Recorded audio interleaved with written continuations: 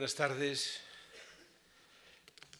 Primero, muchísimas gracias una vez más por su presencia, que yo creo que a quienes estamos en la Fundación Villa Cisneros Valores de Sociedad, pues nos abruma y, sin embargo, también nos estimula para seguir trabajando en la dirección de trasladar los problemas que, en nuestra opinión, resultan indispensables para comprender lo que está sucediendo hoy en España y en Europa.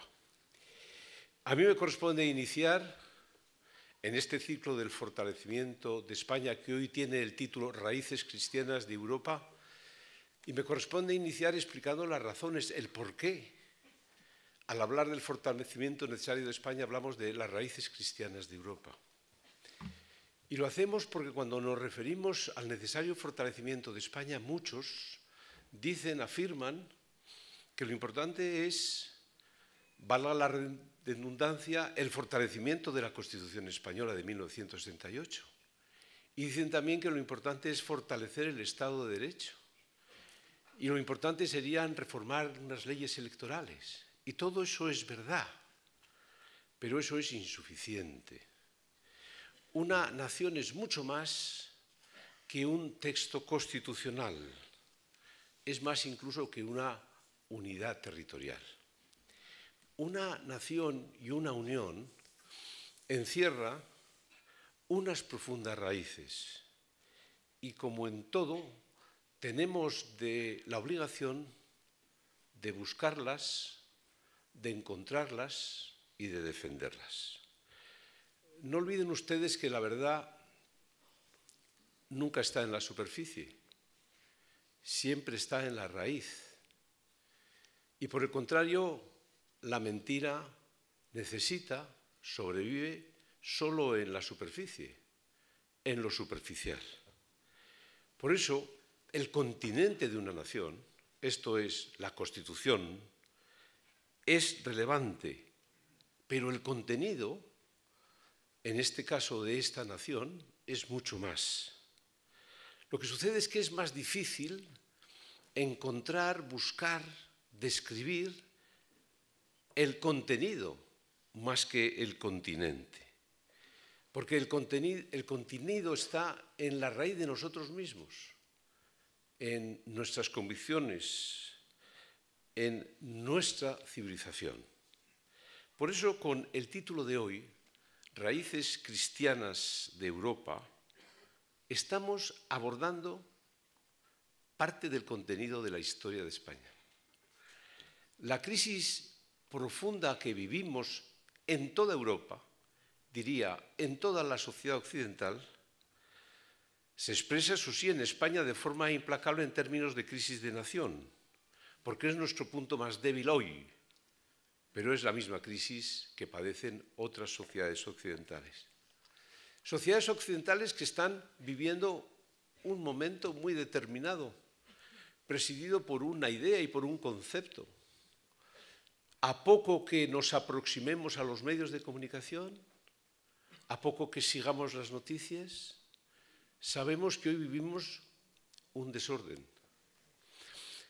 El desorden preside hoy la vida política, las elecciones, sus resultados, lo que sucede día a día en cada una de nuestras naciones. Fundamentalmente vivimos lo que yo llamaría un desorden sorprendente o una sorpresa desordenada. Utilicen la expresión que crean que es más oportuno. Desde un cierto tiempo vivimos este desorden sorprendente. Y la pregunta es si esto es por casualidad o se debe a una causa profunda. ¿Es causal o es casual? Y la respuesta es obvia. Claro que esto obedece a una causa. Todo lo que es importante, sin duda, obedece a una causa profunda. Y es que hemos ido perdiendo sucesiva y aceleradamente referencias permanentes. Cada día tenemos menos convicciones, cada día creemos menos. Y por el contrario, cada vez nuestro confort o nuestra comodidad o nuestro dinero se convierte en un elemento más relevante que nunca en nuestras propias vidas. Por eso, lo digo muchas veces, la crisis que vivimos en Europa no es económica, no es solo política, no solo es financiera, sino que está en la persona, está esencialmente en el corazón de nuestra civilización y es una crisis que afecta singularmente a una actitud de vida en el seno de nuestra sociedad. Por ello, no nos debe extrañar que la crisis no solamente sea global en términos geográficos, es que está en todas partes, es que está en todas las instituciones, sin excepción. Porque la persona es el denominador común que está en todas las instituciones y por eso la crisis está omnipresente. Y eso no nos debe sorprender en todas y cada una de las instituciones. Pero ¿cómo nos vamos a sorprender del desorden cuando estamos fundamentalmente perdiendo a chorros convicciones permanentes, o al menos que parecían estables, duraderas y permanentes? Es lo lógico. Y lo mismo cabe decir de la naturaleza del debate político que hoy vivimos. Ya no hay un debate entre izquierdas y derechas, entre los socialdemócratas y los cristianodemócratas, entre los liberales y los socialdemócratas. Es otro el debate que vivimos. Hoy este debate tiene dos componentes esenciales. Por un lado, el mundo que hemos ido gestando, perdiendo referencias permanentes, lo que significaría un nuevo orden mundial. Y por otro lado, una reacción que a veces es extrema, a veces en la extrema izquierda y a veces en la extrema derecha. Y este hoy es el único debate que existe en la democracia europea y yo diría que en la democracia occidental. Yo me posiciono antes de seguir hablando. Yo no quiero ser ni un relativista que no cree en nada, pero tampoco soy un extremista porque no creo en las reacciones, creo en los valores y no en las reacciones que ese nuevo orden mundial produce. Pero fundamentalmente, como acabo de hablar del nuevo orden mundial, yo tengo que explicar algo más para que no piensen que he enloquecido y que tengo ante ustedes una teoría conspiratoria. ¿Qué es el nuevo orden mundial? Pues yo diría que fundamentalmente, en términos prácticos, para que ustedes me entiendan, pues lo que ustedes encuentran todas las noches en sus televisiones, en los programas de la televisión, lo que también encuentran en muchos de sus ambientes, en muchas de sus instituciones. Ese es el nuevo orden mundial. Esto es en términos prácticos. Lo que sucede es que el nuevo orden mundial es sinuoso, evanescente. No se sabe en dónde empieza y dónde termina. Es como si estuviese dentro de nosotros mismos. Y fundamentalmente, además, es un concepto que está prohibido.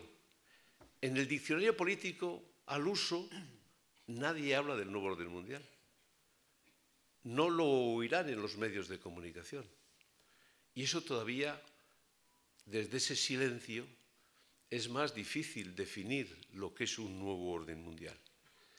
Y en términos teóricos, yo diría, para no aburrirles, que es la asociación de dos conceptos: un mundialismo utópico, un gobierno impulsado por las instituciones que son supracomunitarias, y el relativismo moral.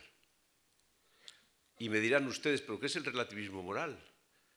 Pues fundamentalmente sucede como el nuevo orden mundial, que es de difícil explicación.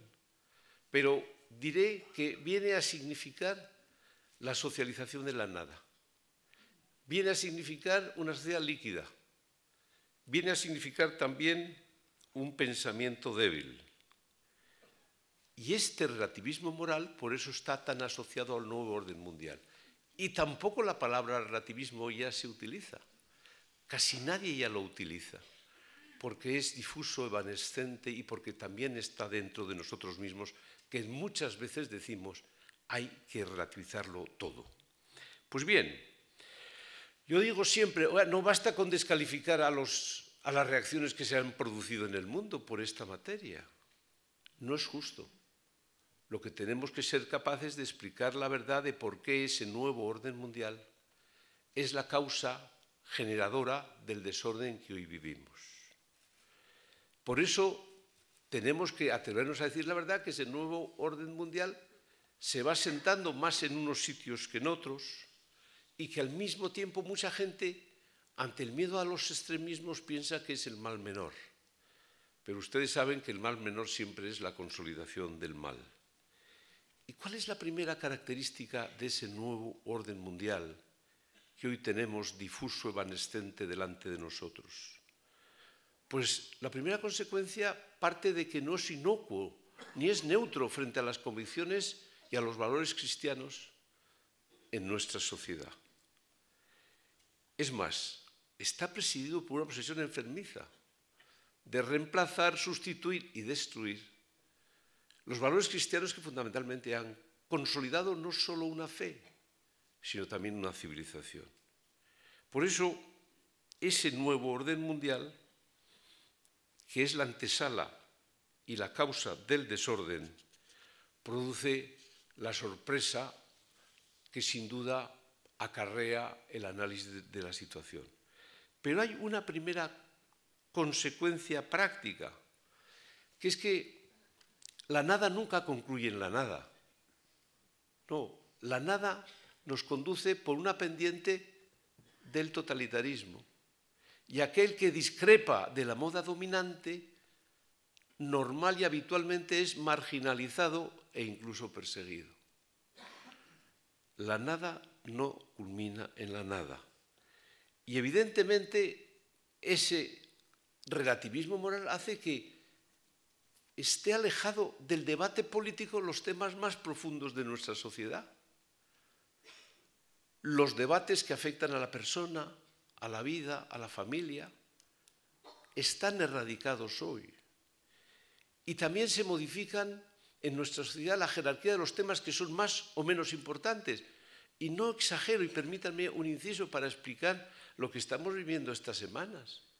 Por un lado tenemos una noticia que pone en entredicho y cuestiona el espacio policial y judicial europeo a través de una decisión, resolución de un tribunal de Alemania. Y al mismo tiempo, en estos mismos días, tenemos el problema del máster de la presidenta de la Comunidad de Madrid, que es mucho más irrelevante que lo que significa la puesta en entredicho de todo un espacio policial y judicial europeo. ¿De qué hablamos fundamentalmente? ¿Qué es lo que está arrasando los medios de comunicación? Obviamente, el máster y el problema derivado del máster. Pues bien, a nosotros, desde estas fundaciones, lo que tenemos que decir es que es el momento de defender lo obvio en nuestra sociedad. ¿Qué es lo más difícil? Defender lo obvio. Si te atreves a afirmar que un hombre es diferente a una mujer por propia naturaleza, si te atreves a afirmar que un matrimonio es una institución entre un hombre y una mujer, si te atreves a afirmar que el derecho a la vida debe comenzar desde el momento en el que un ser humano es concebido hasta el final, desde el momento en el que te atreves a decir que no es posible hacer lo que te da la gana, cuando te dé la gana, como te dé la gana, porque no es verdad que la libertad nos hará verdadero, estás provocando. Y estás provocando y te mereces por eso no solo una reprobación, sino también incluso una persecución. Por eso nosotros no tenemos el derecho de resignarnos. Tenemos la obligación de no resignarnos. Y lo que hemos aprendido en nuestra casa, de nuestro padre y de nuestra madre, lo que la vida nos ha enseñado, lo que la razón nos dicta, tenemos fundamentalmente que no aceptar que sea considerado una provocación y un desafío, y hay que atreverse a decir que no a ese comportamiento de esa moda dominante en nuestra sociedad. Por eso,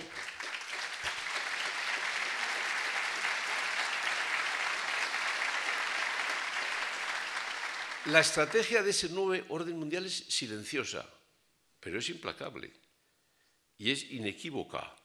Y yo me atrevo a decir que es esperpéntica y grotesca. Consiste en que todos los que discrepan, los que defienden valores propios de nuestra civilización de raíz cristiana, sean calificados de inmediato como ultras, ultra homófobo, ultra conservador, ultra católico, ultra religioso. Y lo que tienen que preguntarse es por qué, sin embargo, cada día, por lo visto, hay más ultras en las sociedades porque queremos mantener y defender lo que hemos aprendido en nuestras casas. Y lo mismo sucede hoy con determinadas naciones europeas. Si se alejan del patrón dominante, de la moda dominante, en cuestiones tales como la vida, la familia, el matrimonio, los refugiados, en países como Hungría, Polonia, Eslovaquia, Chequia, y yo diría que Hungría, la mayor parte de la cumbre de Visegrado, los países del este, también son calificados como países ultras. E incluso son amenazados con sanciones por defender sus convicciones profundas y arraigadas a lo largo de décadas en aquellas sociedades. Es una fórmula grotesca porque fundamentalmente es un ataque permanente a nuestra libertad, que queremos seguir sintiendo lo que sentimos, pensando lo que pensamos.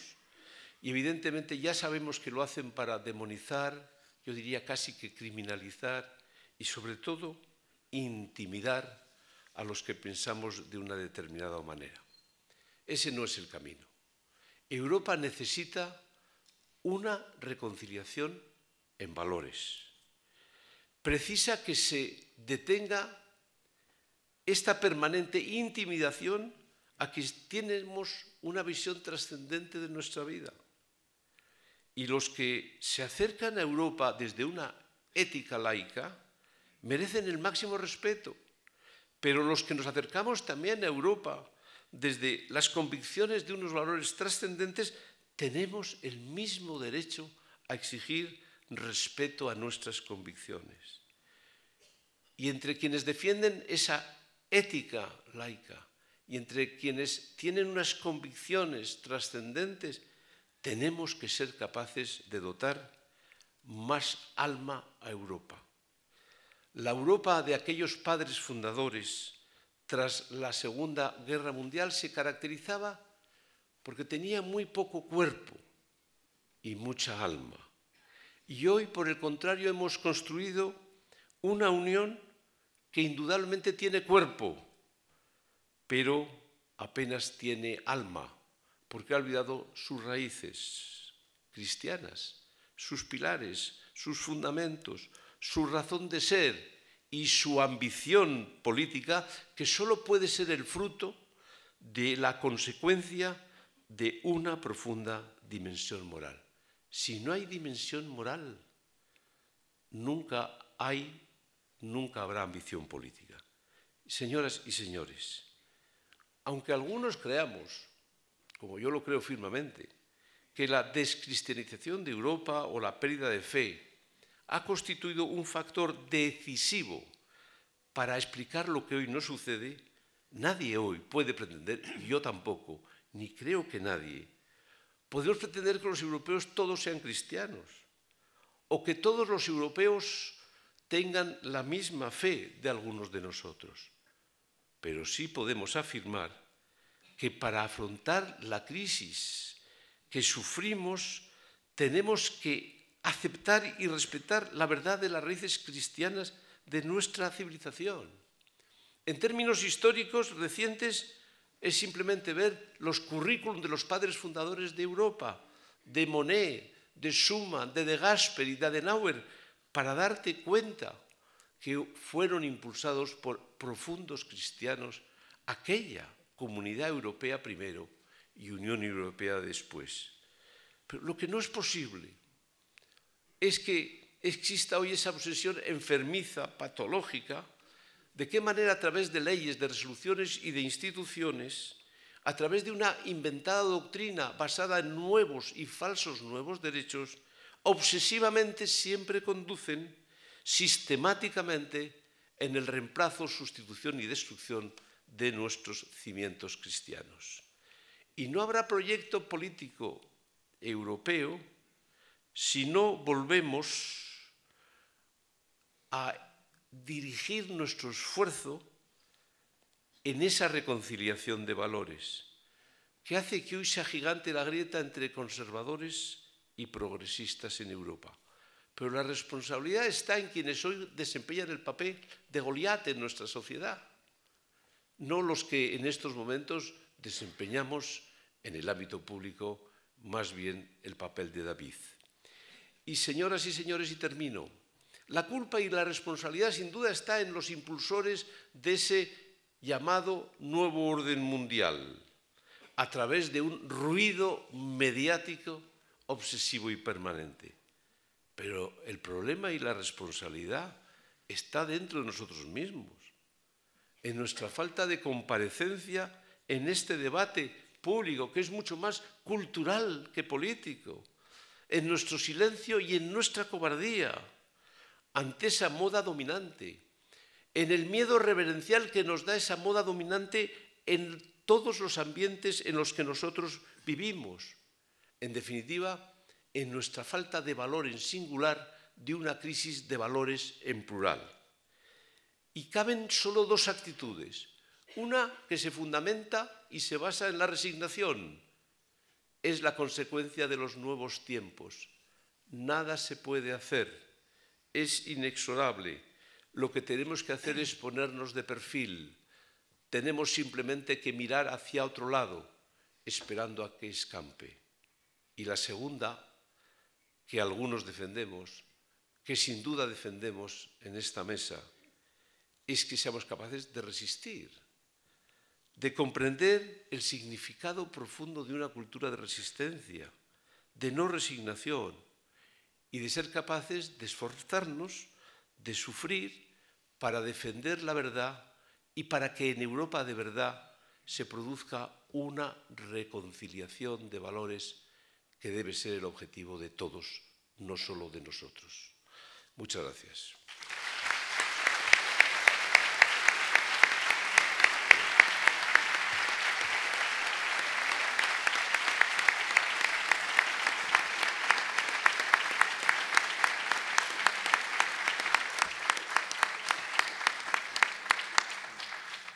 A continuación doy la palabra a Germán Tertsch. Haré una brevísima presentación. La haré más corta de don José Ignacio Munilla porque me ha prohibido que haga una larga introducción. Pero Germán Tertsch he de decir que es de las personas más lúcidas en la España de hoy. Cuando uno lee a Germán Tertsch, uno sabe que fundamentalmente se aproxima a la verdad. Tiene la habilidad y la inteligencia de ver las cosas no a través de la moda dominante, sino a través de su reflexión y de su profundidad. Es valiente y también ha sufrido por ello. El conocimiento que tiene de en lo que los españoles somos muy ignorantes muchas veces, que es lo que sucede en el este europeo, en Alemania, en los países de Visegrado y en Rusia, además, le dan la visión que a nosotros nos falta en ocasiones por ignorancia de la historia. Por eso, sin duda, Germán es una persona que para hablar hoy de estas raíces cristianas era un invitado indispensable. Germán, tienes la palabra. Bueno, muchísimas gracias, Jaime. Yo primero, ante todo, muchas gracias, obispo Munilla, que sé que está aquí, que es todo un gesto estar hoy aquí. Muchas gracias a Jaime porque ha hecho esta mesa que me supone un absoluto honor y privilegio. Gracias a Íñigo Gómez Pineda, las fundaciones Villa Cisneros y a la Fundación Valores y Libertad, que organizan estos ciclos que son tan útiles y tan absolutamente necesarios como este.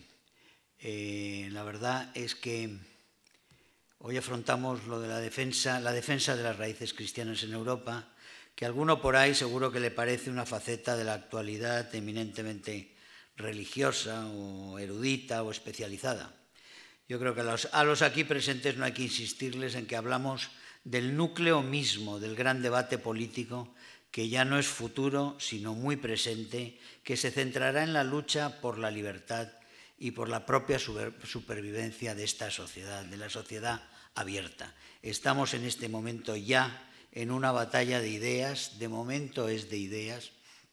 Muchos políticos nuestros todavía no lo saben, muchos políticos europeos, en la mayoría de ellos todos metidos en una deriva de mediocridad absolutamente alarmante, no son conscientes de que estamos otra vez probablemente en este pulso. Es un pulso que comenzó con la Ilustración, comenzó con la Ilustración cuando se empieza a cuestionar la Europa de las raíces cristianas, la Europa que surge de Grecia y Jerusalén a través de Roma, y que es el primer momento en el cual empieza a haber unas verdades absolutas que se intenta imponer el hombre. Después de las verdades absolutas que intenta imponer el hombre en la Ilustración, viene la prolongación de la Ilustración, que es el marxismo, que intenta imponer las verdades absolutas inventadas por el hombre en los códigos humanos de conducta.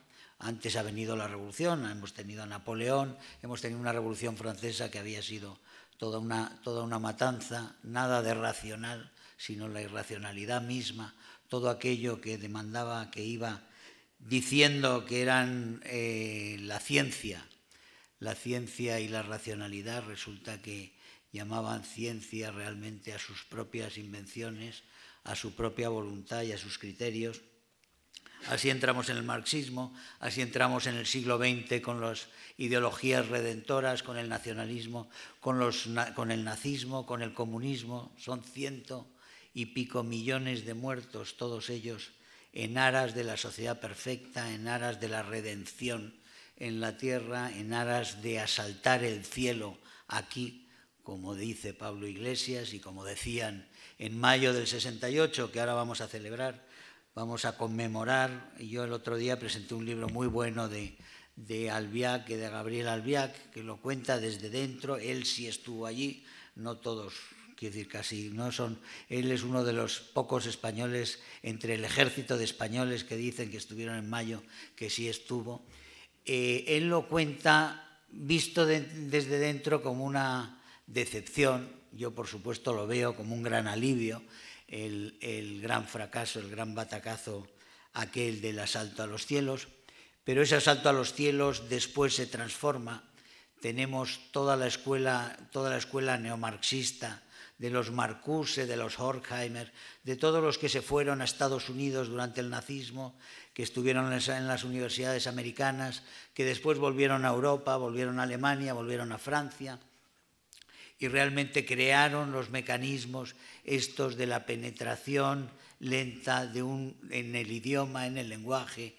El propio Adorno, que fue uno de los que participó, después fue una de las víctimas. Adorno prácticamente no le dejaron ya dar clases y murió joven, relativamente joven, en el 69, después de que le ocuparan el instituto los 68istas y ya no le dejaran trabajar. Esa es una de las grandes características de ese periodo de Ilustración, marxismo, nazismo, 68ismo, es decir, todas las diferentes formas de redención humana son las de que tienen unas verdades absolutas que, por supuesto, convierten cualquier otra opción en una opción insultante para ellos.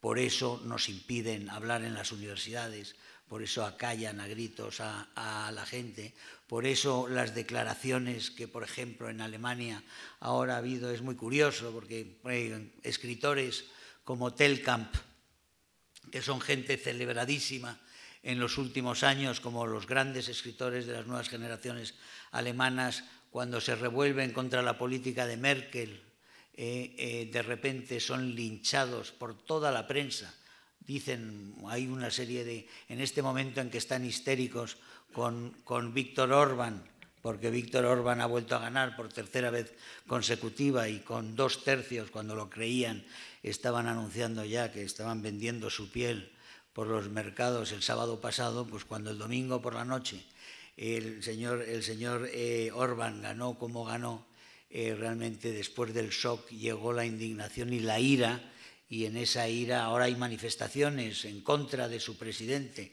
que es lo que hubo en Estados Unidos cuando ganó Trump. Tampoco podía haber ganado Trump, pues también lo prohibían, digamos, estas verdades inmutables que algunos se atreven a desmentir. Véase Trump, con sus cosas y con sus motivos, pero es un hecho que Trump ganó las elecciones y no se quería digerir en Estados Unidos, y se está haciendo de todo. Se está buscando el delito en la persona. No es que haya un delito y después se busca quién lo ha cometido, no. Se coge una persona, se elige una persona y se busca en esa persona.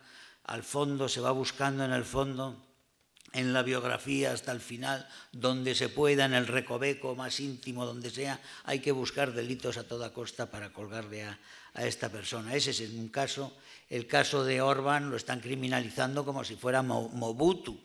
Cuando se oye hablar de Orbán en este momento, una especie de dictador monstruoso y todo corrupto, como si estuviera haciendo fiestas con diamantes para invitar a Giscard.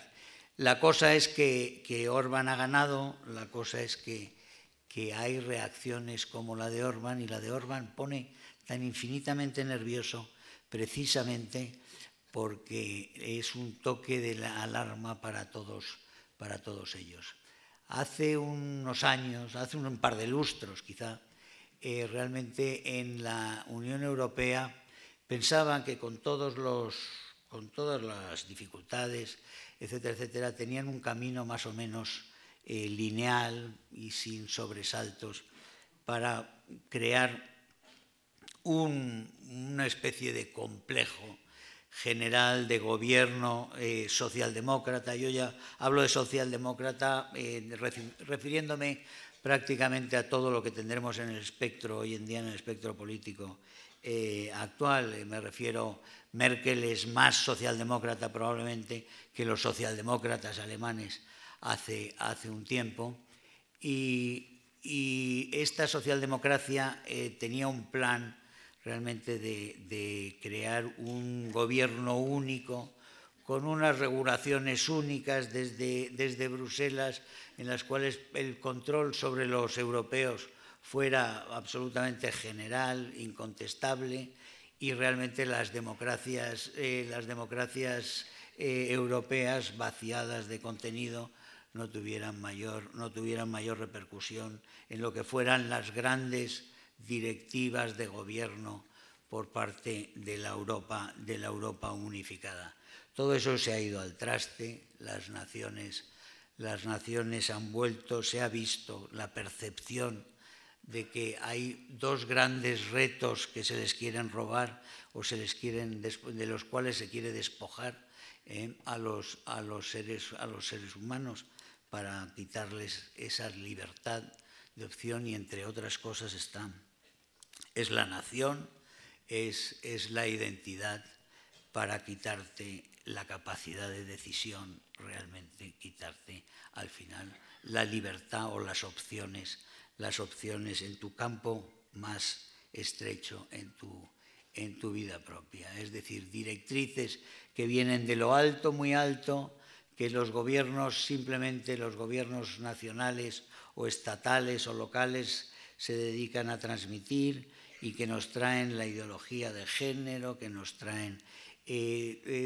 toda la panoplia, digamos, de leyes ideológicas que se han ido imponiendo en Europa. Todo ello animado también por una política de disolución de las identidades, nacionales, en las cuales todo sea ya perfectamente intercambiable, llevándonos hacia una sociedad sin criterios propios, porque no haya realmente elementos identitarios. Todo eso ha sufrido serios inconvenientes, y en este momento podemos decir que tenemos ese frente socialdemócrata, que es el frente de la continuidad, que buscan una sociedad moldeable donde el individuo sea perfectamente moldeable y al final sean intercambiables los individuos entre sí, en esa sociedad que ellos creen posible hacer de justicia total en la igualdad absoluta. Y ese es el modelo hacia el cual tienden, con todos sus elementos, todo su poder, su hegemonía absoluta en la comunicación, su hegemonía absoluta en las nuevas tecnologías, ya que todas ellas prácticamente, solo hay que ver Facebook, Twitter, todas las redes prácticamente cojean, por decirlo de esta forma castiza, cojean del mismo pie.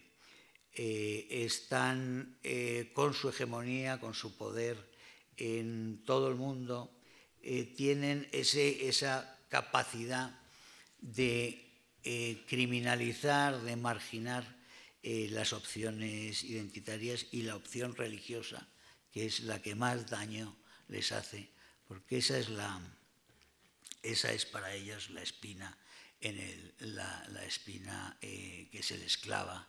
La piedra en el zapato permanente es que alguien tenga algún tipo de obediencia que no sea la obediencia directa a ellos, o sea, a las directrices generales de la disciplina general. Y entonces tener una obediencia superior rompe para ellos toda la armonía que necesitan. Por eso ellos no permiten la posibilidad de la convivencia. No puede haber una convivencia pacífica en el sentido de que nosotros podemos vivir todos sabiendo que existe Pablo Iglesias. Pero Pablo Iglesias, si tiene la oportunidad, no podrá vivir sabiendo que nosotros también podemos hacer lo que queramos. En ese sentido, nosotros damos unas libertades porque no nos importa. Sin embargo, a otros, y no me refiero solo a Pablo Iglesias, porque tenga él las opciones, el baraje, las opciones más radicales de su marco ideológico. En realidad, los que en este momento más censuran en Europa son otros. Jamás he visto, en Hungría es cierto que hay muchos medios que han ido siendo ocupados por gente muy similar o muy cercana a Orbán.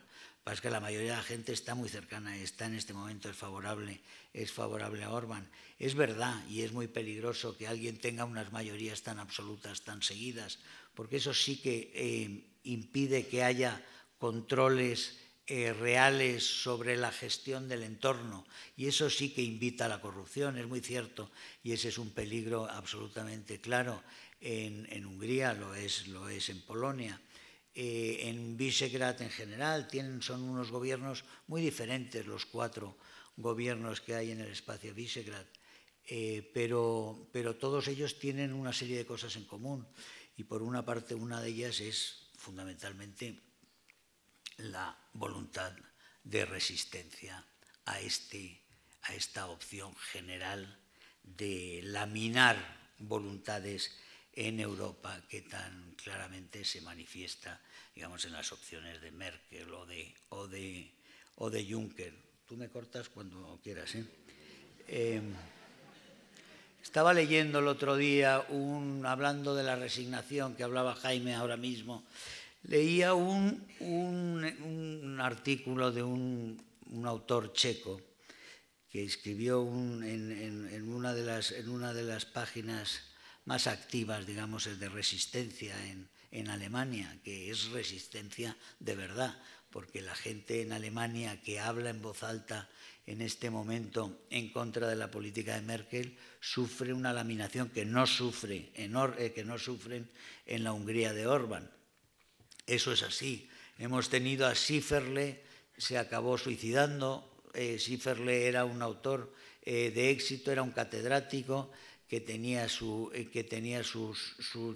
universidades donde daba clase, había sido muy reconocido, sus libros de sociología muy importantes, como lo era el mismo Telkamp, como lo es Telkamp en la literatura, Telkamp que lo citaba antes. Empezaron a hablar en contra de Merkel y de su política de refugiados, y la reacción fue tan brutal al linchamiento a Klaus-Peter Schifferle fue tan absoluto que Schifferle se suicidó hace 1 año y pico.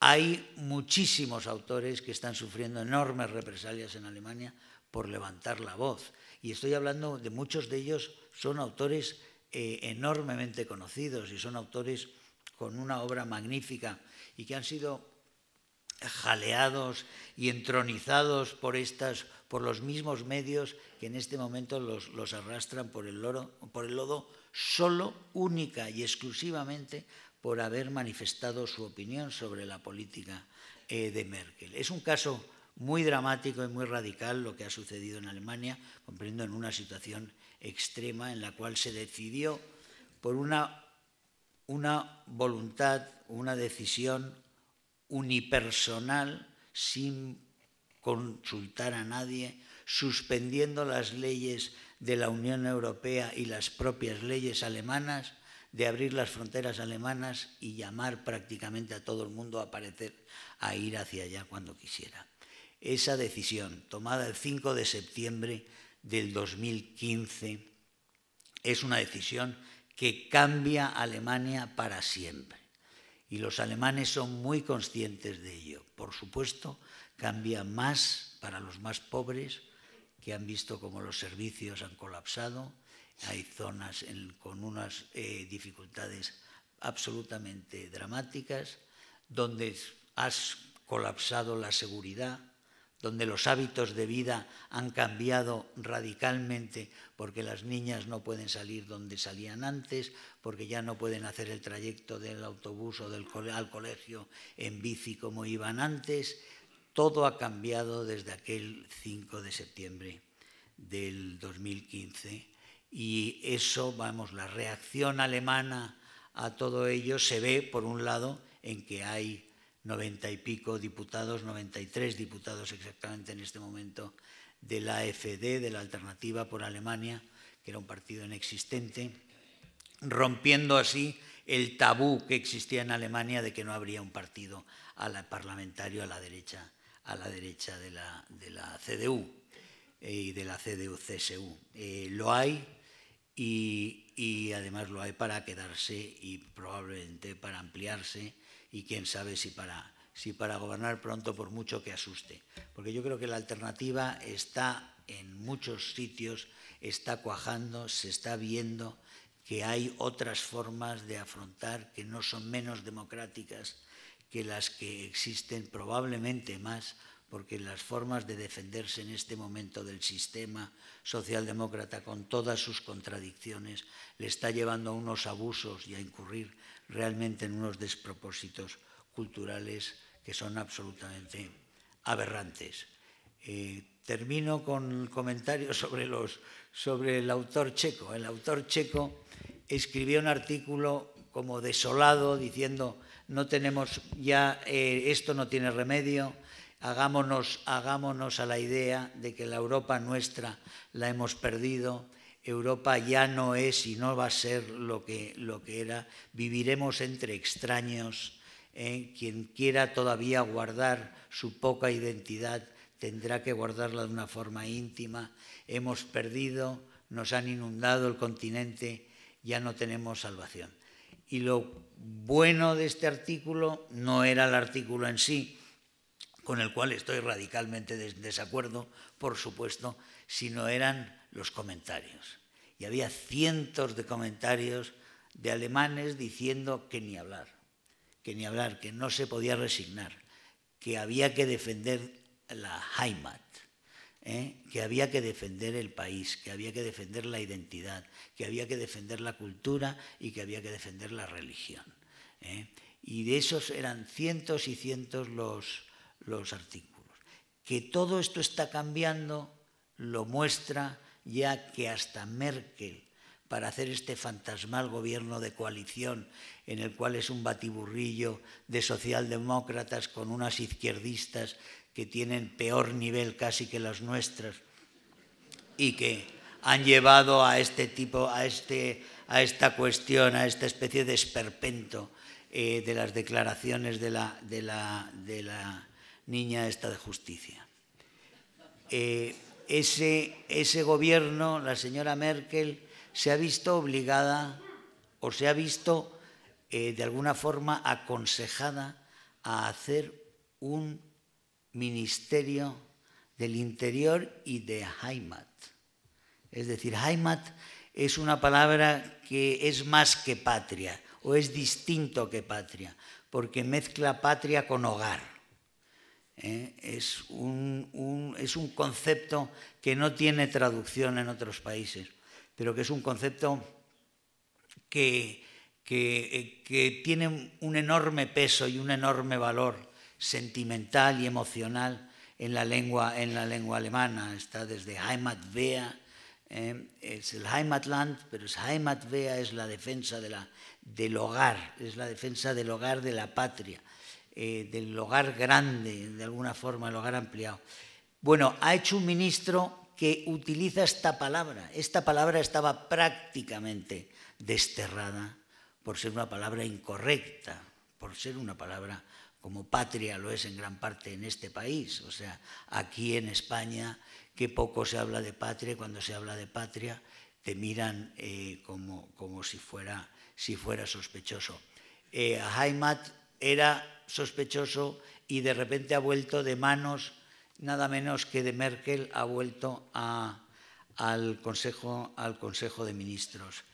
Que esto pase en unos momentos donde también en Francia un señor Macron, todo un señor Macron, que es quizá el niño bonito del establishment europeo, actualmente el señor Macron vaya a ver a los obispos franceses y les diga en Francia, con esa laicidad tan agresiva que se han tenido durante más de un siglo, que les diga a los obispos franceses que les necesita para los cambios que quiere hacer en Francia. Y es que la sociedad, en una sociedad en descomposición, necesita referentes que no sean líquidos, que no estén en pleno movimiento hacia cualquier brusquedad que exista en el camino y se desparramen como se desparraman las sociedades histéricas hoy en día ante cualquier tipo de novedad o de sobresalto, porque no tienen anclajes, faltan anclajes, sobra pensamiento puré, sobra pensamiento líquido que prácticamente no hace más que seguir los movimientos del continente, del cubo en el cual se mueve. Macron necesita anclajes para hacer cambios que tengan sentido en la sociedad francesa, porque quiere hacer grandes cambios, porque los necesita. Nosotros necesitamos muchísimos anclajes y los anclajes en gran parte se vienen de la gente libre, viene de la gente que tenga referencias más altas que el día a día, que la cotidianidad, que la conveniencia oportunista del día a día que estamos viendo en los políticos, en la toma de decisiones actuales, donde todo es cortoplacismo, todo es oportunismo, todo es conveniencia. Necesitamos anclajes en España, necesitamos anclajes en Europa, y los anclajes vienen, como digo, de las convicciones profundas, y entre las convicciones profundas de verdad, auténticas, que podemos rastrear nuestros 2000 años de cristiandad. Ahí hay muchos anclajes que son necesarios para los que no tienen fe también, y por eso son necesarias las defensas valientes de estos valores. Hace falta valor para defender los valores, siempre suele decir Jaime, y yo creo que hace falta valor para realmente en estos momentos tan duros en los cuales se abre esta batalla, una batalla muy dura, una batalla en la que ellos no quieren hacer prisioneros. Esta batalla no está perdida, ni mucho menos, al contrario, hay elementos que tenemos, hay anclajes que tenemos nosotros que no tienen otros. Y yo creo que esos hay que recordarlos, hay que refrescarlos, hay que promoverlos, hay que presentarlos y hay que llevárselos a la gente que no está aquí ahora. Muchas gracias.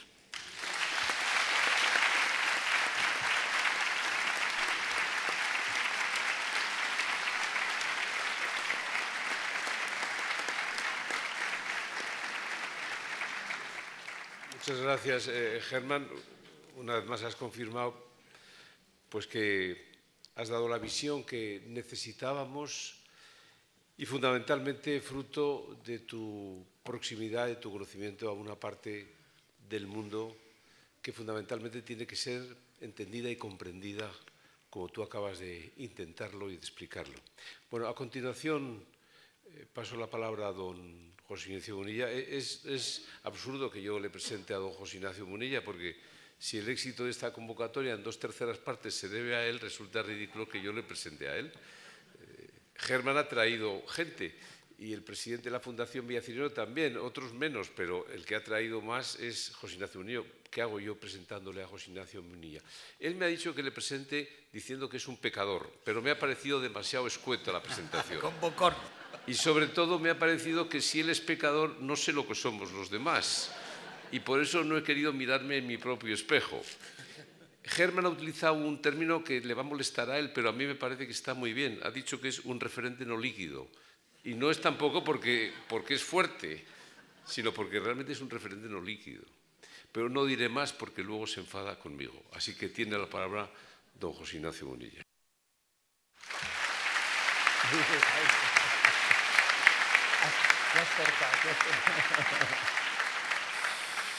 Bueno, me ha obedecido, me ha obedecido. Bueno, fijaros, hoy casualmente cumple 91 años nuestro Papa emérito. Benedicto XVI hoy cumple 91 años. Y por... Bueno, me parece muy bien. Sí, señor. Bueno, ¿y por qué comienzo con esta mención? Porque cuando me invitaron a hablar de las raíces cristianas de Europa, dije yo, a ver, habrá que prepararse un poco, porque en fin, no sé, ¿no? No es un tema del cual uno hable así con frecuencia. Y entonces empecé un poco a ver qué leo, ¿no? Y entonces, de las cosas que he visto, me encontré con una joya de una conferencia que el entonces cardenal Ratzinger, un año antes de que Juan Pablo II muriese, por tanto, un año antes de que él fuese papa, pronunció el 13 de mayo del año 2004 en la Biblioteca del Senado de la República Italiana. Me parece que es una conferencia clave para hablar de las raíces de Europa y además os la recomiendo, vamos, pero la buscaréis con facilidad. Europa, sus fundamentos espirituales, ayer, hoy y mañana. Tiene ese contexto, la verdad es que es una conferencia en la que uno dice, madre mía, qué culturón, te quedas impresionado. O sea, leer esa conferencia y estudiársela y subrayarla sirve por 6 libros, ¿sabes? O sea, vais a ahorrar mucho tiempo estudiando bien esa conferencia. Una joya. Una joya en la que la primera parte que yo más bien pues no la voy a desarrollar, habla de todo el recorrido histórico de cómo surge Europa. Uno aprende mucho historia, ¿no? Haciendo ese recorrido histórico. Ciertamente Europa no es fácil definirla, incluso geográficamente, porque ya ves tú, Siberia en teoría no es Europa, pero está llena de gente europea. Y es muy difícil decir, bueno, y al sur de Rusia, ¿dónde están los límites de Europa? Europa no es fácilmente definible, incluso geográficamente. Por eso lo que dice Benedicto XVI en esa conferencia es que Europa, más que un lugar geográfico, es un concepto cultural e histórico. Y él hace ese recorrido de ese origen en Grecia, en Roma, habla pues, de ese doble pulmón occidental y oriental, de qué es lo que ocurre cuando cae el imperio occidental de Roma, cómo se expande Europa hacia el norte, en el momento en el que Bizancio cae, en ese momento pues también el oriente se traslada a Rusia, hace todo, ¿no? Pues una descripción, obviamente, de lo que supone el Islam, marcando una frontera en el Mediterráneo. Bueno, hace una descripción histórica estupenda y maravillosa. Bueno, pero llegamos a un momento, un punto en todo ese recorrido histórico, un punto de inflexión que es clave, que es la Revolución Francesa, a la cual, por cierto, Germán ya ha hecho referencia. El tema de la Revolución Francesa es un elemento que distorsiona en gran medida las raíces cristianas de Europa. Lo distorsiona en gran medida porque en ese momento se rechaza el fundamento sacro de la historia. La historia no se mide de acuerdo con una idea trascendente, sino meramente en parámetros seculares, racionalistas, etc. Ciertamente la Revolución Francesa es una gran ruptura con las raíces cristianas de Europa. Aún así, aun siendo esto cierto, hay que decir que Benedicto XVI yo creo que ha sido pues, uno de los pensadores del siglo XX y XXI que más ha aportado para que sea integrable una Europa en la que la Ilustración tenga cabida. Yo creo que le ha hecho una gran aportación para que esas bases europeas de Atenas, Jerusalén y Roma tengan también la capacidad de interlocución y de integración de la Ilustración. Sin embargo, yo creo que ese gran esfuerzo realizado desde Benedicto XVI y desde la Iglesia y desde los cristianos, no sé si ha tenido, pues por la parte, digamos, ilustrada, pues un eco necesario. Bueno, después de la llegada de la Ilustración francesa, cambian muchísimo las cosas y hay que decir que en el siglo XVIII-XIX se forman los estados modernos y comienza a ser muy complicado, pues ya reconocer las raíces cristianas, porque en esa conformación de los estados actuales, a falta de un concepto común, cada uno pretende ser el gallo del corral, y sabemos lo que ocurrió en el siglo XX, lo terrible que ocurrió después de la Primera y Segunda Guerra Mundial, fruto de ese gran choque por esa incapacidad de sentirse como hijos de una herencia común. Fue terrible, ¿no?, lo que ocurrió. Pero también es cierto que después de la Segunda Guerra Mundial se produjo un momento, porque el mal, cuando se ve el rostro del mal en toda su crudeza, suele ser una oportunidad muy grande, una oportunidad de reacción.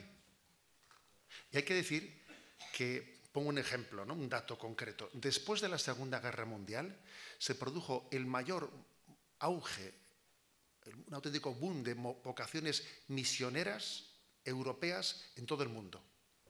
O sea, las misiones en África, etcétera, han vivido de un auténtico boom de vocaciones misioneras que nacieron después de la Segunda Guerra Mundial. ¿Por qué? Pues porque el sufrimiento, el dolor, afina el espíritu. Y fue una gran oportunidad para que Europa, desde esa experiencia de lo que es el dolor, habiendo visto el rostro del mal de una manera tan cruda, hubiese podido hacer un proyecto redescubriendo sus raíces cristianas. Pero como el demonio no anda quieto, en ningún momento, tuvo la capacidad de que el auge económico que tuvo, ¿no?, pues, Europa después de la Segunda Guerra Mundial, ese auge económico se tradujese en un materialismo y en un hedonismo que dio al traste en buena medida con esa oportunidad. 50 años van a hacer, ¿no?, del mayo del 68, que creo que es la quiebra, en mi opinión, la quiebra auténtica, ¿no?, la quiebra definitiva, en buena medida, de esa Europa de las raíces cristianas. Y son 50 años de la publicación de la encíclica Humanae Vitae. Yo creo que el rechazo generalizado que hubo de la encíclica Humanae Vitae hace 50 años marcó el declive de Europa. Ese fue un momento, yo creo que ha habido dos momentos en los que Europa se ha herido a sí misma mortalmente. Uno fue en ese rechazo de la Humane Vitae, en esa especie de proclamación del mayo del 68. Pablo VI se quedó solo en un acto profético. Se van a cumplir en julio 50 años. Pablo VI se quedó solo diciendo que la sexualidad tiene sentido en esa integración al servicio del amor y ha abierto la transmisión de la vida. Se quedó solo diciendo eso. Y él pronosticó que del rechazo de la Humane Vitae iban a venir toda una serie de consecuencias. Y el que rechazaba la dimensión procreativa iba a acabar también rechazando la capacidad de que la sexualidad fuese expresión del amor. Iba a acabar, todo eso ha ocurrido, todo lo que Pablo VI pues profetizó. Ese fue un momento, en mi opinión, clave de la crisis de Europa, de la cual ha venido una crisis de natalidad tremenda, tremenda, que algunos califican de suicidio demográfico.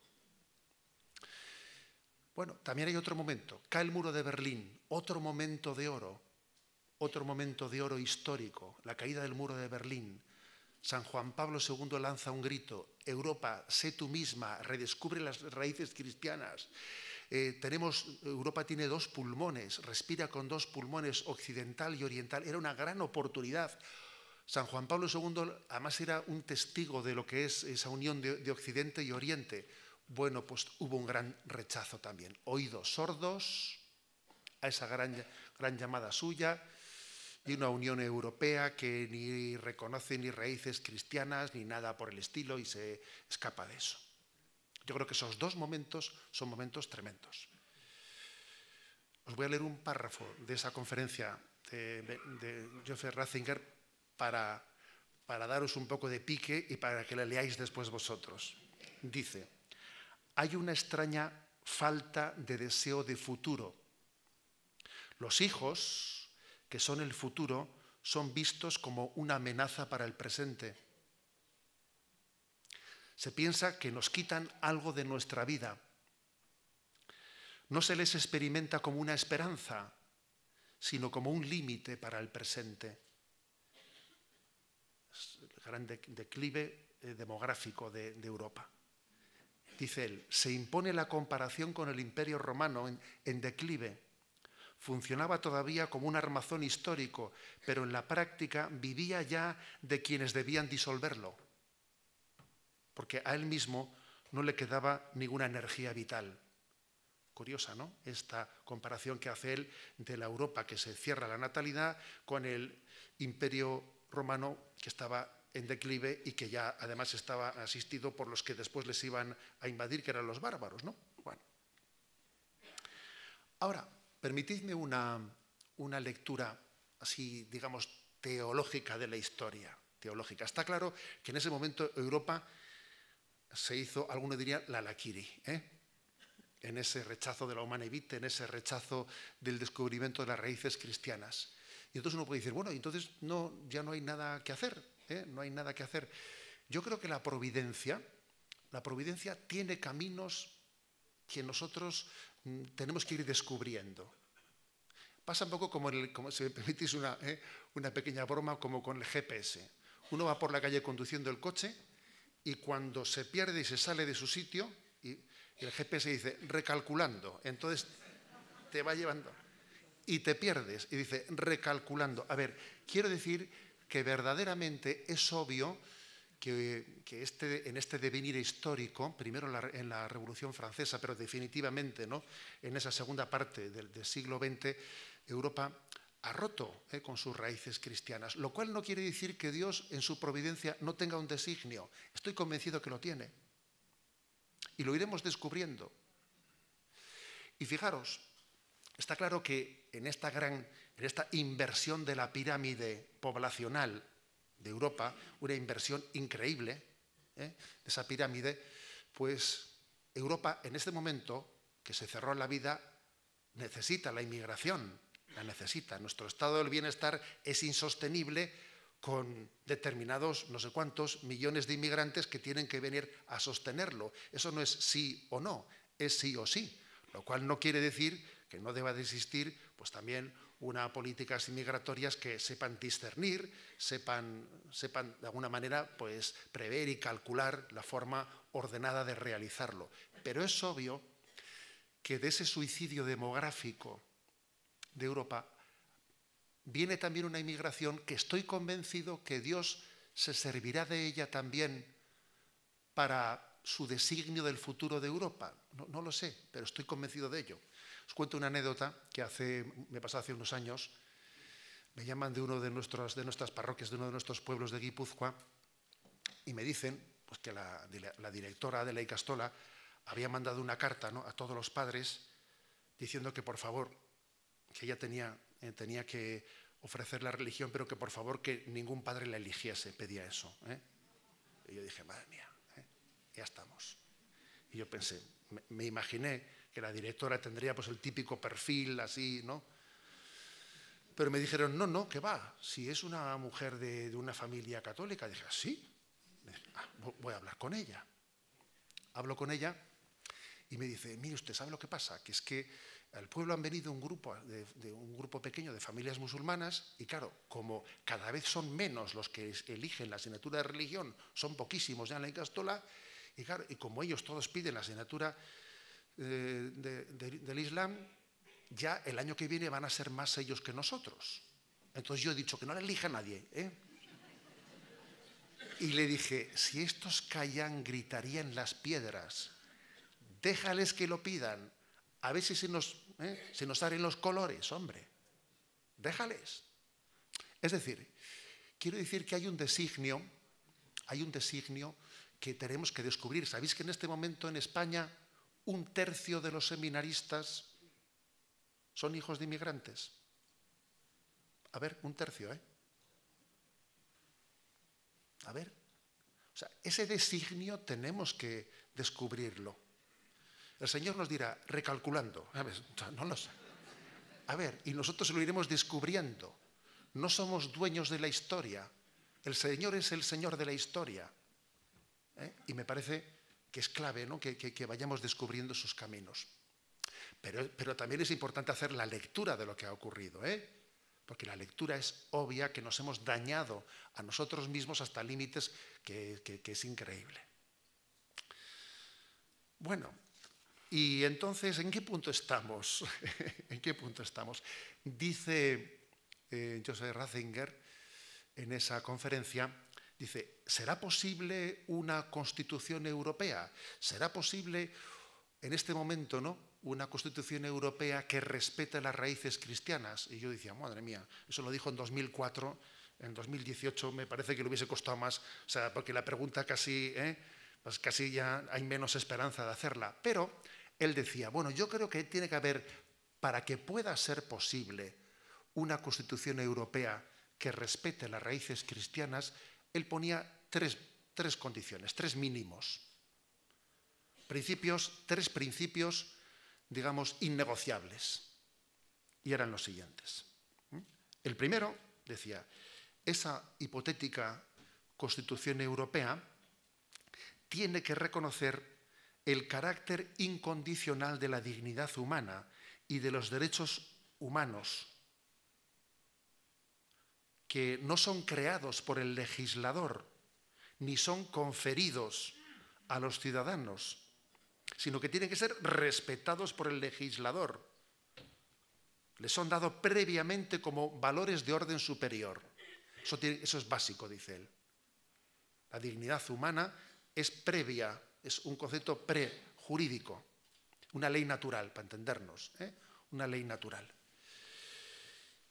O sea, existen valores que no son manipulables por nadie, que son prepolíticos, que es la dignidad del hombre. Y claro, vamos a ser claros, eso lo dijo en 2004. Desde el 2004 hasta ahora han pasado cosas muy tremendas que ven que esto no ha ido por este camino. Ahora mismo, según estamos hablando, existe ese drama terrible en ese hospital de Gran Bretaña en que ese niño, Alfie Evans, ese niño, tiene una sentencia de un juez que ha decidido que ese niño tiene que morir. Y sus padres no son los que tienen el derecho a decidir si el niño sigue viviendo. Se le impone una eutanasia por parte del Estado. Y a los padres que han intentado sacar al niño del hospital para llevarlo al Bambino Gesù de Roma, de la Santa Sede, se les ha prohibido, se les ha amenazado con ser detenidos si sacan al niño del hospital que tiene la fecha puesta para acabar con su vida. Y no es el primer caso que ocurre, sino que ya han ocurrido casos anteriores. Mientras tanto, nosotros aquí estamos mirando y hablando. Eso es como en la película Casablanca, dice, en el momento en que entran los alemanes en París, ¿no? Dice, hay una expresión que dice, el mundo se acaba y nosotros nos enamoramos. Vamos, yo diría, el mundo se acaba y nosotros no sé de qué tonterías hablamos, ¿no? O sea, verdaderamente que esté ocurriendo eso, que se niegue la patria potestad de los padres sobre la vida de su hijo, vamos, hemos llegado a un límite tremendo. Pero no se habla de eso, no ocupa ningún telediario. Es difícil que ocurra algo de máxima, de mayor trascendencia, y nosotros estamos a por uvas. Luego, ese desideratum, ¿no? Bueno, esa afirmación de Benedicto XVI, obviamente no vamos por ese camino. Y podemos añadirle pues, las manipulaciones genéticas, la clonación, el sacrificio de los embriones, o sea, todo eso. Vamos camino de el no reconocimiento de la dignidad inviolable del hombre. El segundo elemento que dice él, ¿no? Que es, innegociable, innegociable para poder tener un proyecto común, ¿no? Es el del matrimonio y la familia. Dice, el de matrimonio y la familia. Y dice él, Europa no sería Europa si esta célula fundamental de su edificio social desapareciese o se cambiase algo de su esencia. Y continúa, la Carta de los Derechos Fundamentales habla del derecho al matrimonio, pero no expresa ninguna protección jurídica y moral específica para él, ni siquiera lo define de forma más precisa. Bueno, eso lo dijo el año 2004. Todos sabemos lo que ha pasado desde el año 2004 hasta el 18 en materia de ideología de género, etcétera, etcétera, etcétera. Obviamente, este segundo límite moral que marcaba Benedicto XVI, pues obviamente hemos ido en estos 14 años por lo contrario. Y dice él, y el tercer punto que él pone como algo mínimamente necesario, ¿no? Es la cuestión religiosa, el respeto a lo sagrado, el respeto a lo sagrado para la otra persona, el respeto a lo sagrado como una conciencia de que la vida nos es dada, ¿no? Aunque incluso, fijaros bien, ¿no? Pues puede haber, obviamente, en una Europa unida, va a haber siempre creyentes y no creyentes, pero el respeto a lo sagrado es un tema básico. Y entonces dice él, yo os leo este párrafo que también es de estos de enmarcar, Occidente siente un odio por sí mismo que es extraño.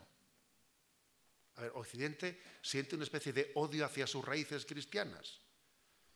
Un odio que es extraño y que solo puede considerarse como algo patológico. Occidente, si intenta laudablemente abrirse lleno de comprensión a valores externos, no se ama ya a sí misma, solo ve de su propia historia lo que es censurable y destructivo, al tiempo que no es capaz de percibir lo que es grande y puro en su historia.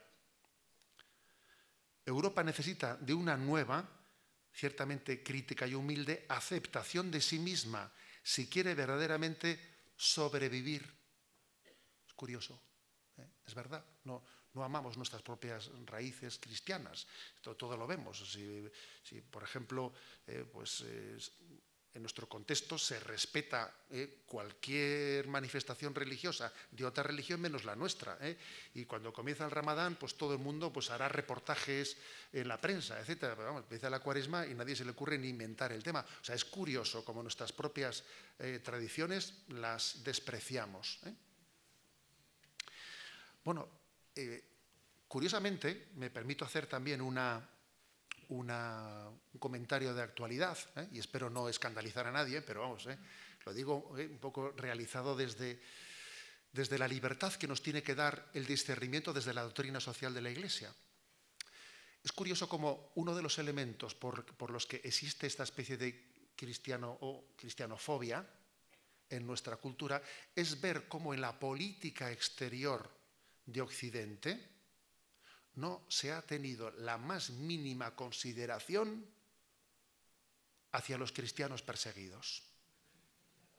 La más mínima consideración.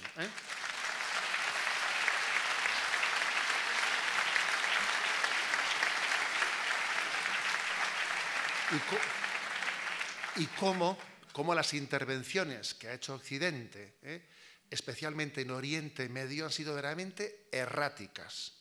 Jamás sin preguntar a los cristianos de aquellos lugares qué es lo prudente. Ayer mismo se hizo público una declaración de los patriarcas de Antioquía, de los ortodoxos sirios, del patriarca greco-melquita, de los ortodoxos griegos, todos ellos, pues hicieron público una declaración de 8 puntos condenando absolutamente esta intervención, este ataque que ha hecho Estados Unidos, Francia y Gran Bretaña contra Siria, porque les parece increíble a ellos.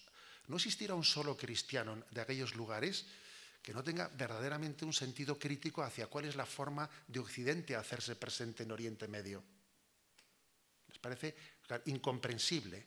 Les parece incomprensible que por la intervención que Occidente ha hecho en aquellos lugares, a ellos casi les esté resultando imposible vivir donde siempre han vivido como cristianos. Les está casi resultando imposible, ¿no?, vivir. Entonces, fijémonos en esto porque me parece de especial gravedad y creo que tenemos los católicos, tenemos que ir creciendo en libertad en nuestro discernimiento. Y digo esto porque como en nuestro contexto pues existen determinados partidos de izquierdas pues que también condenan ese ataque, puede ocurrir que alguno por el aspecto reactivo se ponga sin el necesario discernimiento en el punto contrario. Pero es que fijaros, en esa intervención de Occidente en Oriente Medio no se ha tenido en cuenta en ningún momento la capacidad de los cristianos de poder convivir en aquellos lugares. Y se ha generado una reacción, se han generado estados fallidos en los que los cristianos casi no pueden vivir porque es obvio pues, que Saddam Hussein o Al-Assad, etcétera, pues serían dictadores desde nuestra concepción, pues serían dictadores, pero eran dictadores con los cuales, bajo cuyo régimen, pues los cristianos podían sobrevivir en una situación nada fácil. Y sin embargo, Occidente en su intervención ha llegado a ser tan torpe, que ha hecho que los cristianos en Oriente Medio se sientan totalmente desamparados. Me decía el que fue el padre Artemio Vítores, el que fue vicecustodio de la Tierra Santa, que es un franciscano de Palencia, me decía él que en alguna ocasión le decían los cristianos del lugar, los cristianos de la Tierra Santa, le decían, oiga, los judíos tienen a Estados Unidos detrás que les defiende, ¿no? Los musulmanes tienen todo el apoyo de Arabia Saudí, ¿no? Decía, y a los cristianos, ¿por qué no nos defiende Europa? Y él decía, claro, me acongojaba escuchando esa pregunta, porque nuestra falta de conciencia, ¿no?, de nuestras raíces cristianas ha hecho que nuestras intervenciones pues, en el extranjero hemos hecho una intervención sin tener en cuenta para nada este factor, el factor religioso. E intervenir en política internacional sin tener en cuenta el factor religioso es no entender nada. En concreto, sigo con la anécdota esa que he contado, ¿no? Pues no voy a decir el nombre del político, pero bueno, digamos que cuando el padre Artemio Vítores le dijo esto a un político, ¿no?, a un político español, el político español le dijo, Bueno, pero es que miren, nosotros no es que nosotros ayudamos no a cristianos o a musulmanes o a judíos, nosotros ayudamos al gobierno palestino, y le damos determinadas pues ayudas tal, ¿no? Este año hemos pagado los libros de texto de la autoridad palestina, ¿no? Y le dice, me va a disculpar usted, dice, pero esos libros, o sea, esas subvenciones que usted ha dado para los libros de este año de la autoridad palestina, yo los he pagado 2 veces. Los ha pagado mi madre con sus impuestos, ustedes se los han regalado, y la autoridad palestina a los colegios cristianos se los ha cobrado. O sea, los he pagado 2 veces. Porque es que pretender hablar de ayuda internacional sin tener en cuenta el factor religioso es no entender nada. Con lo cual creo que también ha ocurrido una cosa, que de la pérdida de las raíces cristianas se ha derivado, de esa especie de cristianofobia, se ha derivado una acción errática en la política internacional y una no conciencia de lo que nos estamos jugando, ¿no? Sin embargo, como la providencia siempre recalcula y recalculando, ¿no? Recalculando, yo estoy convencido de que en ese recalculando de la providencia, incluso de este desastre de intervención internacional, el testimonio de los mártires, el testimonio de los perseguidos, será una de esas bazas de la providencia para despertar a Occidente de su letargo, estoy seguro, porque siempre ha sido así. Cuando hemos vivido cómodamente, ¿no? Pues muchas veces no hemos sido capaces de dar lo mejor de nosotros mismos. Creo que el testimonio de los mártires está llamado a ser en la providencia de Dios uno de los acicates con los que Dios nos despierte en nuestra situación de mediocridad y de indiferencia, que es el peor de los males que nos puede azotar. En resumen, que os leáis la conferencia esa porque merece la pena, Esa conferencia buscadla porque es una joya, y la voy a repetir. Europa, sus fundamentos espirituales ayer, hoy y mañana. Cardenal Joseph Ratzinger, 13 de mayo del 2004, pronunciada en la Biblioteca del Senado de la República Italiana. Muchas gracias. Una pregunta y terminamos ya. Perfecto.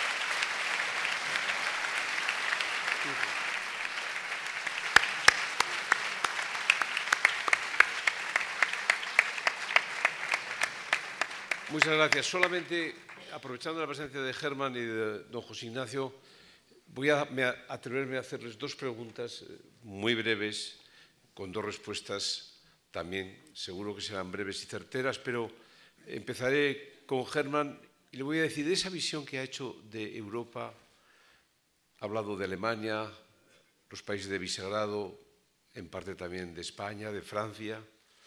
¿Cuál es el papel de Rusia en este debate cultural en el que estamos?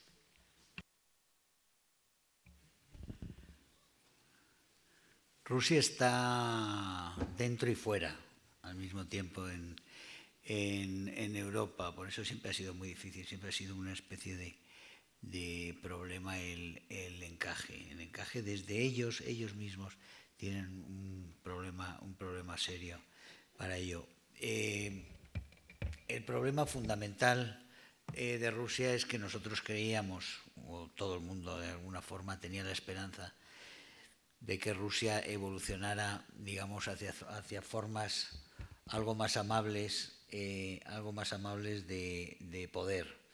Entonces, y que los cristianos rusos pudieran de alguna forma tomar también allí un protagonismo, y la Iglesia volviera a tener realmente una relevancia real dentro de la sociedad. En este momento lo que pasa es que hemos tenido a un Putin que muy claramente ha optado por tomar la ortodoxia como uno de sus referentes, pero de sus referentes propios para uso personal, en mi opinión. Y por eso yo creo que el problema que tenemos fundamentalmente con Rusia en este momento es un problema de ellos también, porque es una sociedad. La sociedad rusa Muchos ven ahora mismo a Rusia como esa que están muy fuertes, que han aprovechado todas las debilidades y toda la incompetencia de Obama, que ha sido un presidente nefasto de los Estados Unidos, que en esos 8 años Putin realmente se ha hecho sitio, ha entrado en Siria, se ha cogido realmente un papel y una presencia en Oriente Medio que no tenía, y ha anexionado Crimea en absoluta impunidad también, y está ocupando parte de Ucrania. En ese sentido, mucha gente ve a Rusia como muy fuerte, pero eso no es cierto. O sea, Rusia es una sociedad que ha perdido esperanza de vida en los adultos, en los hombres, de una forma absolutamente espectacular. Es un país donde el alcoholismo tiene unos efectos devastadores, donde a los 50 años la mayor parte de los hombres adultos están con problemas de salud gravísimos, serios, y sin tener unos trabajos y rendir en ellos, con unos problemas sociales agudísimos, con un problema de colapso en realidad de la moralidad pública enorme. Y los alegatos nacionalistas sirven, y nacionales sirven, la militarización parcial de la juventud tiene cierto efecto, pero en Rusia no está pasando nada de desarrollo. Rusia sigue siendo un país, es como Burkina Faso con armamento nuclear. No hay ninguna producción realmente con valor añadido. Exportan mercancías, materias primas, para pagar lo que importan. En ese sentido, Rusia en los 20 años de Putin prácticamente no ha avanzado más que en el terreno militar, en el terreno del control interno y de la presencia externa. ¿Cuánto tiempo va a durar eso? Pues no se sabe, depende un poquito también de los precios de lo único que exporta, Rusia, que son esas materias primas. Pero dentro de Rusia hay problemas profundos, y sobre todo hay una resignación terrorífica. Es una sociedad muy, muy dócil en este momento, con mucho miedo, con mucha resignación, como digo, muy alcoholizada en los hombres, y con muy pocas perspectivas de movilización, salvo para cuestiones de este tipo. En ese sentido, yo creo que Rusia va a seguir allí. Rusia sigue temiendo que Ucrania tenga éxito, porque Ucrania son ellos. Si los ucranianos tienen éxito con una sociedad libre, realmente es muy difícil convencer a los rusos de que son ellos especiales y necesitan un caudillo de la dureza y tan implacable como es Putin. En ese sentido, es una situación de desazón y triste, pero que yo creo que no va a superarse, y que nos vamos a enquistar con un Putin muy poderoso en el exterior, pero muy débil en dentro. Y que cada vez que tenga algún problema dentro, eso repercutirá sobre su agresividad en el exterior. Bueno, y por último, don José Ignacio, le voy a hacer una pregunta también al hilo de lo que él ha expuesto, ¿no? Ha hecho un diagnóstico, él dirá que es esperanzador, yo digo que es dramático en el sentido estricto de la palabra. El Occidente es un desastre en Oriente Medio, y es evidente que la Humane Vitae, lo que ha significado el mayo del 68, el abandono de las raíces cristianas. Pero en vista de todo esto, la pregunta es, ¿y por qué hay tanto cainismo dentro de los que decimos que somos cristianos? ¿Por qué las organizaciones se fracturan tanto internamente? ¿Por qué también dentro de la propia Iglesia a veces hay episodios en donde parece que hay más esfuerzos para hacer daño a alguien dentro de la Iglesia que a cualquier otra persona, ¿no? ¿Cuál es la razón de ese cainismo y de esa fractura y de esas divisiones en el seno de los que decimos que creemos? Bueno, esa pregunta, que es muy potente, en el fondo necesita también una explicación teológica, ¿eh? La palabra diabolos es el que divide, está claro, ¿eh? Diabolos es el que divide y la acción de Satanás siempre intenta fracturar, dividir, etcétera, ¿no? Romper la comunión de la Iglesia, romper la comunión de los cristianos. ¿Y para eso de qué se sirve? Pues en gran parte también, en parte de la vanidad. El mundo católico tiene, por desgracia, también pues una tradición de muchas fracturas, porque nos gusta ser siempre el gallo del corral. Entonces, a veces, es así, tendemos una tendencia que cada uno pretende tener pues su pequeño corral y no tenemos la capacidad de visión de conjugarlo. En parte por eso. En parte también yo creo porque existe la pereza, existe la indolencia y lo fácil es no implicarse, no hacer las cosas, ¿no? Otro día, por ejemplo, hablábamos de esa manifestación reciente que ha habido por la vida, etcétera, aquí en Madrid, y hablaba con una persona y decía, voy a ver si voy y tal. Y le decía yo, ten cuidado de discernir racionalmente, debo de ir, no debo de ir. No disciernas diciendo, a ver cómo está el cuerpo. Ojo con eso. Y es verdad que, por desgracia, muchas veces en la vida, más que ser nosotros los que discernimos y tomamos opciones y actuemos en consecuencia, nos dejamos llevar por la ley del mínimo esfuerzo, por la dejación, etcétera, ¿no? En parte por vanidad, en parte pues por pereza. También, fijaros una cosa, creo que yo os lo digo para que os animéis a uniros también a mi oración, y además ahora que no falta mucho para Pentecostés, yo también al Señor le pido que suscite liderazgos. Porque también, o sea, una sociedad también se mueve por liderazgos. Y yo creo que es obvio que en el mundo católico faltan liderazgos. Tanto eclesialmente como civilmente, faltan liderazgos.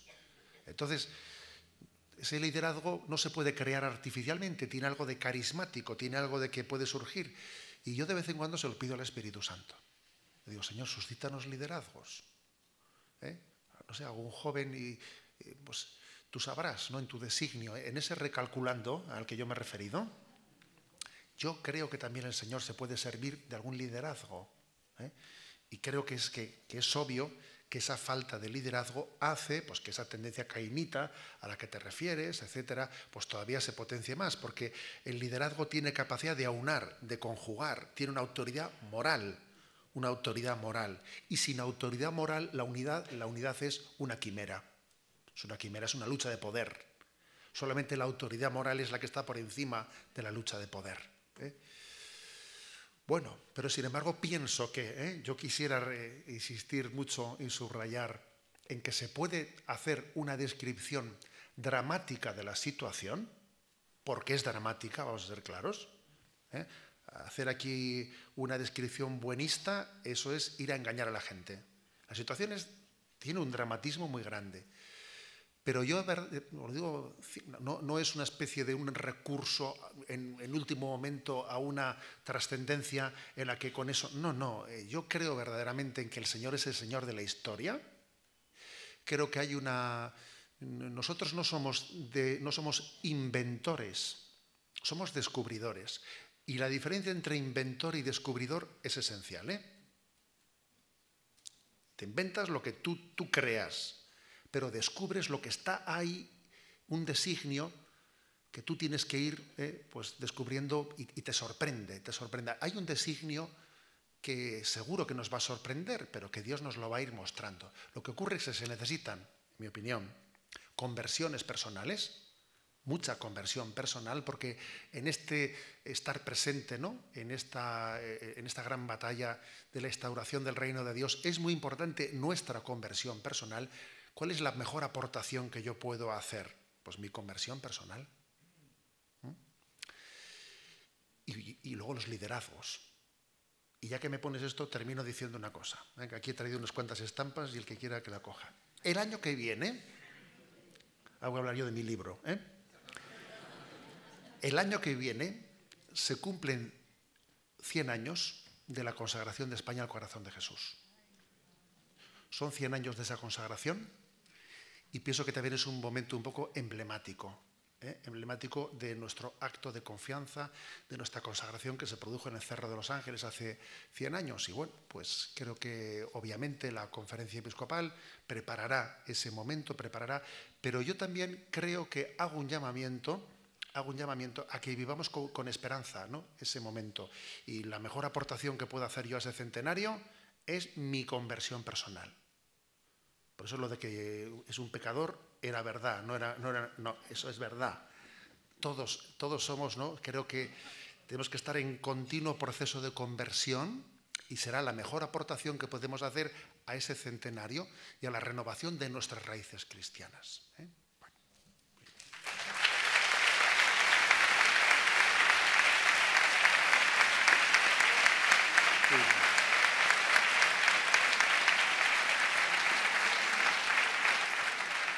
Bueno, pues un minuto porque,